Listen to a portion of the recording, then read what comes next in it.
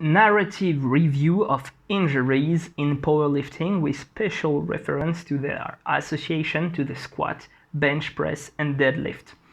Donc là, on se retrouve pour une revue informelle d'études. Alors, il s'agit d'une revue narrative. Donc c'est une sorte de méta-analyse, c'est-à-dire qu'on va avoir un état de l'art au moment de la publication, hein, parce que c'était en 2018, la littérature sur le sujet, en l'occurrence ici, du squat, du développé couché et du deadlift. Mais c'est pas une méta-analyse dans le sens où il n'y a pas de données chiffrées. C'est une revue narrative. Il faut faire attention avec les revues narratives parce qu'elles ont souvent tendance à faire ce qu'on appelle du vote counting. Donc du vote counting, ça va être de dire oui, ça marche, ça marche pas, ça marche, ça marche pas. Va y avoir un effet significatif, va pas y avoir un effet significatif. Sauf que tout l'intérêt d'une méta-analyse, c'est de compiler toutes les données et de trouver un effet significatif ou pas global. Ça tient à la notion de ce qu'on appelle le pouvoir statistique. C'est-à-dire que plus tu vas avoir de personnes dans une étude, plus tu pourras repérer des effets faibles. Par exemple, si jamais tu as 300 personnes qui testent un protocole, bon bah même si ça marche juste un peu, tu vas pouvoir voir une amélioration qui ne sera pas due au hasard. En revanche, si tu as 5 personnes qui testent le même protocole, tu seras obligé de voir une amélioration énorme pour te dire que ce n'était pas lié au hasard et aux simples fluctuations statistiques. Voilà. Donc, une narrative review ne peut pas faire ça puisqu'elle ne fait pas d'analyse mathématique. Ici, c'est pas trop grave parce que dans l'idée, on n'est pas sur chercher une taille d'effet. Mais il faut faire quand même gaffe et les narrative reviews sont quand même à un niveau de preuve moins important et potentiellement biaisé. Voilà. De quoi est-ce qu'ils ont recherché ? Ils ont recherché pour voir si le squat et le bench et le deadlift, comment est-ce que ça faisait, où est-ce que ça faisait des blessures, comment est-ce qu'on s'en faisait et qu'est-ce qu'il faut en retirer.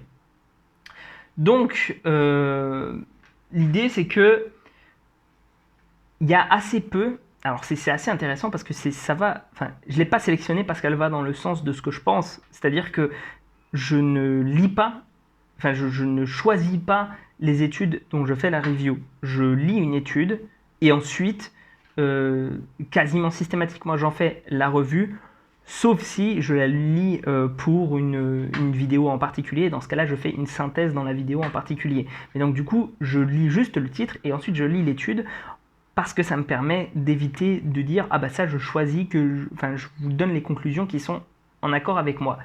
Maintenant, ça reste intéressant parce qu'elle va vraiment dans le sens de ce que j'explique habituellement et un petit peu à l'encontre de tout ce qui se dit dans le feed game. Donc en gros, ce qu'ils ont trouvé, c'est que, on n'est pas vraiment sûr finalement qu'il y a des grosses associations entre l'exercice qui va être fait et des blessures spécifiques. Pour dire ça plus simplement, faire du squat, alors bien sûr que tu vas pas te blesser aux jambes quand tu vas faire du développé couché. C'était compliqué à sortir.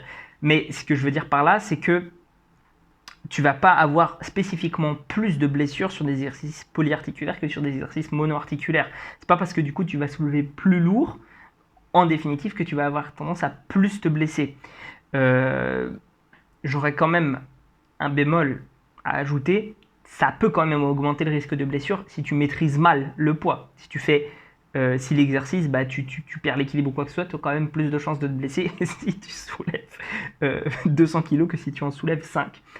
Mais la plupart des blessures sont dues à des blessures d'usure. Donc du coup, une blessure d'usure, tu peux te la faire.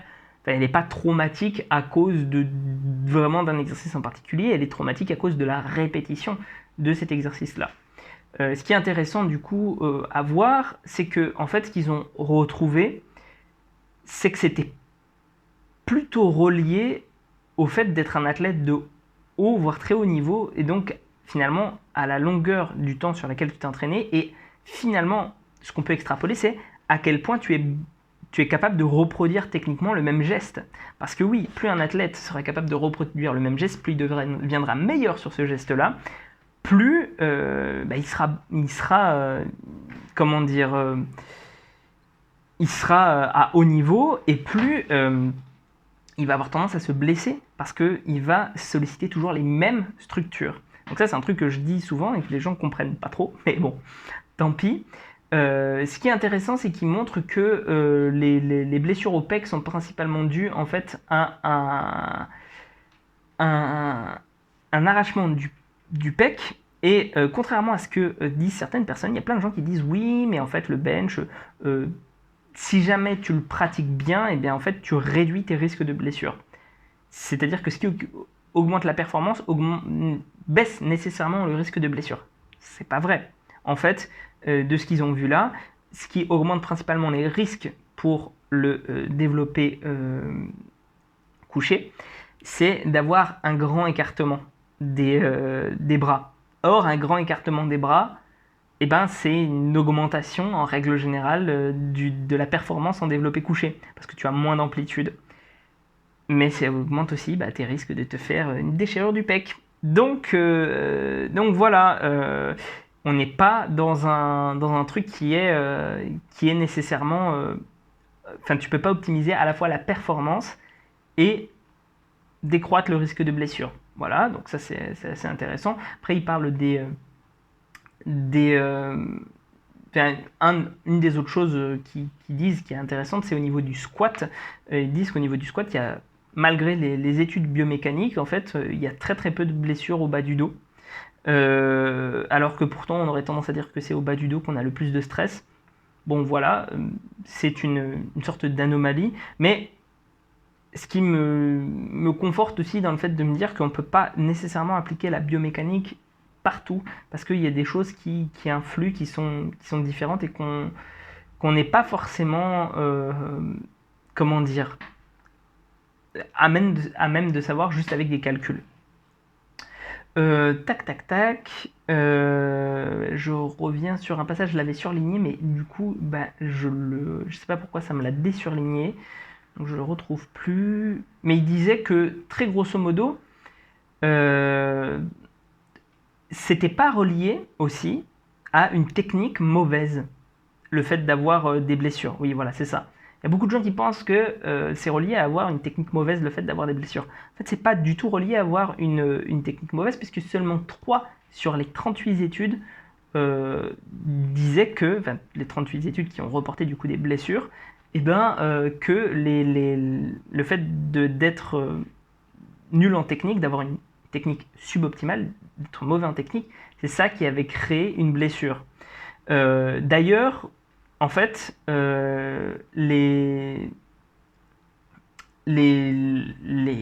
y a toujours des disagreements, c'est pas disagréments, ils sont toujours pas d'accord en fait dans la communauté pour savoir ce qui est exactement une bonne technique de bench, de squat et de deadlift. En fait, ça se tire toujours dans les pattes pour savoir ce que c'est vraiment la meilleure technique, et qu'on n'a pas encore déterminé quelle était la meilleure technique pour ces 3 mouvements-là. Ce qui me fait, moi, me dire qu'il n'y a pas de meilleure technique pour ces 3 mouvements-là, que ça dépend vraiment de l'exercice et de l'objectif plutôt, et de la personne qui le réalise, ce qui me semble le plus normal.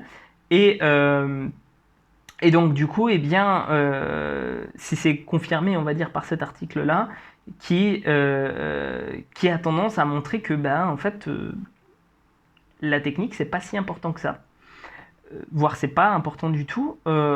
Et par exemple, il cite l'exemple du squat où il y a des gens qui disent que il faut avoir les genoux qui passent devant les pieds, ou les genoux qui au contraire ne passent pas devant les pieds. Enfin, il faut en gros, il y a tellement de recommandations techniques différentes de ce qui est bon et ce qui est absolument pas bon. Moi, j'aurais tendance à te dire que si quelqu'un te dit ça c'est bon et ça c'est pas bon, sauf si c'est dans un objectif vraiment de individualisé, de performance ou je sais pas quoi, sois quand même méfiant et critique à cet égard-là, parce que ça n'a pas été montré scientifiquement qu'il y avait une technique qui était meilleure que les autres. Et enfin, tac, tac, tac. Non, oui, c'était juste ça, parce que j'ai déjà parlé du bench qui est, enfin, si tu augmentes la performance, tu n'augmentes pas nécessairement la stabilité. C'est pas la stabilité, c'est le fait d'avoir moins de blessures. Et voilà, tac, tac, tac. Euh, L'idée, en fait, je pense que là, j'ai pas trop à donner d'application pratique au-delà de ça, parce que bah, je pense que tu auras bien compris, et tu peux aller voir sinon ma vidéo sur la technique parfaite, que la technique parfaite ne va pas te prémunir contre les blessures, et donc bah, la seule chose qui peut te prémunir vraiment contre les blessures, c'est de faire gaffe à la surcharge progressive, de ne pas y aller trop lourd, de ne pas te surentraîner, de ne pas de changer de temps en temps un petit peu les variations techniques que tu vas utiliser. Comme ça, tu n'utilises pas toujours les mêmes structures. Bref, c'est le bon sens de savoir quand écouter son corps, quand se ménager, être capable de faire des deloads, enfin voilà. C'est ça surtout qui va t'éviter les blessures. Et sur ce, prends soin de toi et on se retrouve pour une prochaine vidéo.